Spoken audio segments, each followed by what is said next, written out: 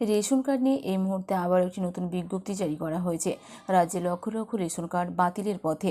কোন কোন রেশন কার্ডগুলো বাতিল করে দেওয়া হচ্ছে, আপনাদের কাছে কোন ধরনের রেশন কার্ড রয়েছে, AY, SPHH, PHH, RKSY 1 এবং RKSY 2, কোন ধরনের রেশন কার্ড আছে এবং কোন ধরনের রেশন কার্ডগুলোকে বাতিল করে দেওয়া হচ্ছে। আপনারা যে ফ্রিতে বা বিনামূল্যে যে খাদ্যশস্য রেশন দোকান থেকে পেতেন, সেটা কি আগামী দিনে আর পাবেন না?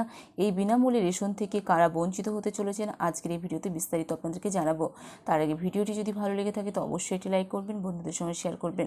ভোটার তালিকার বিশেষ নিবিড় সংশোধনী SI ঘিরে পশ্চিমবঙ্গে যে বিতর্ক তৈরি হয়েছে তা পৌঁছেছে সুপ্রিম কোর্টে। অভিযোগ, যাদের নাম SIR এর মাধ্যমে ভোটার তালিকা থেকে বাদ দেওয়া হয়েছে তাদের রেশন কার্ডও বাতিলের মুখে পড়তে পারে। এই বিষয়ে রাজ্যের খাদ্য দপ্তরের জারি করা নির্দেশিকা চ্যালেঞ্জ জানিয়ে সুপ্রিম কোর্টে আবেদন করা হয়েছিল। অবশেষে সুপ্রিম কোর্ট থেকে কী নির্দেশ দেওয়া হয়েছে আবেদনকারীদের উদ্দেশ্যে সুপ্রিম কোর্ট জানিয়েছে, বিষয়টি সরাসরি সুপ্রিম কোর্টে বিবেচনার উপযুক্ত নয়। সুপ্রিম কোর্ট পর্যবেক্ষণ অনুযায়ী আপনারা হাইকোর্টে আবেদন করুন। এটি SIR থেকে আলাদা বিষয়। রেশন কার্ড বাতিল করা হবে কিনা অথবা তা চালু রাখা হবে কিনা সেই বিষয়টি কলকাতা হাইকোর্টের শুনানি করা উচিত। রাজ্যে ইতিমধ্যেই ভোটার তালিকা নিবিড় সংশোধনের কাজ শেষ হয়েছে। এই প্রক্রিয়ার পর বিপুল সংখ্যক মানুষের নাম ভোটার তালিকা থেকে বাদ পড়েছে বলে জানা যাচ্ছে। বিজেপি নেতৃত্বের একাংশের মতে, যারা বৈধ ভারতীয় নাগরিক নন তাদের সরকারি প্রকল্পের সুবিধা পাওয়া উচিত নয়। সেই কারণে ভবিষ্যতে তাদের রেশন সুবিধা বন্ধ করাও প্রশ্ন বিবেচনায় রয়েছে। দলের কয়েকজন নেতার বক্তব্য, যারা ভারতের নাগরিক নয় তারা তার দেশের কোনো সুযোগ সুবিধা পাবেন না, এটাই স্বাভাবিক। এই মামলার শুনানিতে রাজি হয়নি শীর্ষ আদালত। প্রসঙ্গত, দীর্ঘদিন ধরে রেশন ব্যবস্থায় ব্যাপক অনিয়ম চলছে। বহু ব্যক্তি বেআইনিভাবে খাদ্য সামগ্রী সংগ্রহ করেছেন বলে সরকারের ধারণা।